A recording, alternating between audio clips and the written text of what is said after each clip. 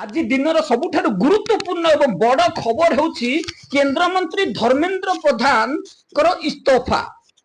जंतर मंतर रे सीजेपी सोनम बागचेप भली एवं साधारण छात्र वर्ग ठारू आरंभ करी पूरा देशर कोण प्रांगण जो प्रोटेस्ट जारी करा जाउथला धर्मेंद्र प्रधान इस्तीफा दियंतु, धर्मेंद्र प्रधान इस्तीफा दियंतु।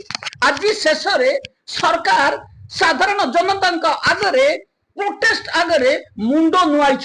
सीजेपी जो दिन ठारू जन्म नेला एवं तापरे लागिथिला सरकार सख्त चापड़ा असरपा भाभी सरकार छोट आखिरे देखुथिबा एते बड़ प्रोटेस्ट हबो नरेंद्र मोदी बसर बाहर थिला। किंतु सीजेपी पूरा देश को एकत्रित करी किभली धर्मेंद्र प्रधान को ठारू तांको हातरू जोर जबरदस्ती पावर छड़ी नहीं तार नमूना आज देखा मिला। धर्मेंद्र प्रधान तांको इस्तीफा पत्र नरेंद्र मोदी को देइतिला बेले आवरी दाबी बाकी रही।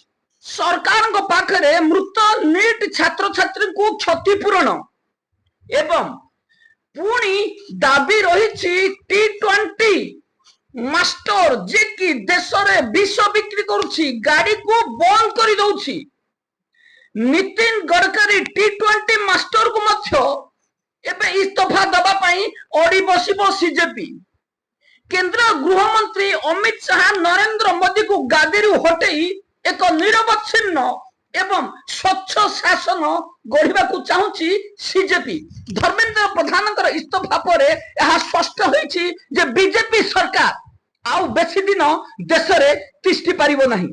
किछि अंधभक्त आज मध्य सकाळु कहउथिले जे धर्मेंद्र प्रधान शिक्षा मंत्री इतिहास को बदली दैछन्ति। इतिहास को किए केबे बदलाई पारेनी, इतिहास सबुदिन इतिहास ही रहिबो। एई मूर्ख अंधभक्त माने गाई गोबर एवं गाईर मूत्र पियाउथिबा रामदेव बाबांकर शिक्षा रे एमानकर मुंडरे गोबर रहिछि। इतिहास को बंद करबा पई ए भ्रष्टाचार सरकार एवं धर्मेंद्र प्रधान भली मूर्ख मंत्री मानकर साहस कि भली हैछि जदि इतिहास को बदला जाउछि। वर्तमान भविष्य तोलिबा पई सरकार थिबा बेले इतिहास बदला बेले व्यस्त थिबा एई सरकार इतिहास को कदापि बदलाई पारिबो नाही। कारण इतिहास सब बेले जीवित रहिबो। आम पूर्वपुरुष जहाँ इतिहास रही आम पढ़ी आसुचे एवं इतिहास सब बेले इतिहास ही रहिबो। वर्तमान किंबा भविष्य हेबो नहीं। एई मूर्ख नेता माने केवल इतिहास को बदलाई सिखिन ना वर्तमान को माने देखि पछंती ना भविष्य ये कार बनै चलछंती। लक्षर ऊर्ध्व स्कूल बंद करवा धर्मेंद्र प्रधान को पाए पे महंगा पड़िला। धर्मेंद्र प्रधान को इस्तीफा पर पूरा देश रे खुशी लहरी खेली जाइछि।